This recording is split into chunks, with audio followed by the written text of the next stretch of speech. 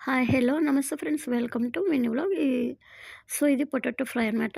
ఇక్కడ నేను ఎలా చేసాను ఏంటన్నది ఈ వీడియోలో షేర్ చేస్తాను. ఒకసారి చూడండబ్బా. నేనైతే ఇంకా ఇక్కడ స్ట్రీమ్ చేసి పొటాటోస్‌ని చేశాననమాట. నీళ్ళల్లో అయితే ఉడకపెట్టలేదు. మామూలుగా స్ట్రీమ్ చేశాను. ఇక్కడైతే నేను ఒక 6 తీసుకున్నాను బంగాళదుంపలు. చిన్న చిన్న ముక్కలుగా కట్ చేసుకొని నేను ఇక్కడ స్ట్రీమ్ చేసుకుంటున్నాను. నాకైతే ఒక 10 మినిట్స్ పట్టింది టైము. ఇదిగోండి ఇక్కడైతే గనక ఉడికిపోయినాయి. ఇంకా డైరెక్ట్‌గా ప్రాసెస్ చూపించేస్తున్నాను. స్టవ్ వెలిగించి పాన్ పెట్టేశాను.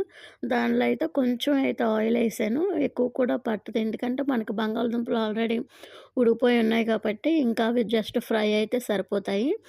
ఇక్కడ కొంచెం ఆయిల్ అయితే వేసుకొని నేను జీలకర్ర, ఆవాలు వేసేసి కొంచెం కరివేపాకేసాను. దీనిలో ఫ్లేవర్ కోసం ఇక్కడ అల్లం, వెల్లుల్లి నేను చిన్న చిన్న ముక్కలుగా కట్ చేసుకున్నానబ్బా.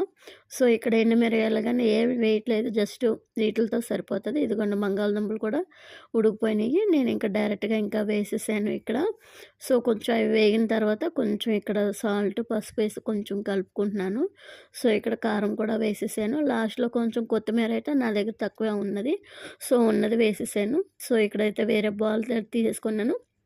నేను ఈరోజు లంచ్‌లోకైతే నేను రైస్ కుక్ చేసుకోలేదబ్బా. ఇక్కడైతే నేను కొర్రలో వండుకున్నాను.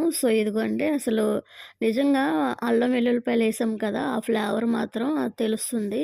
చాలా బాగుంది. ఇంకా ఇక్కడ నేను పప్పుచారు కూడా చేశాననమాట.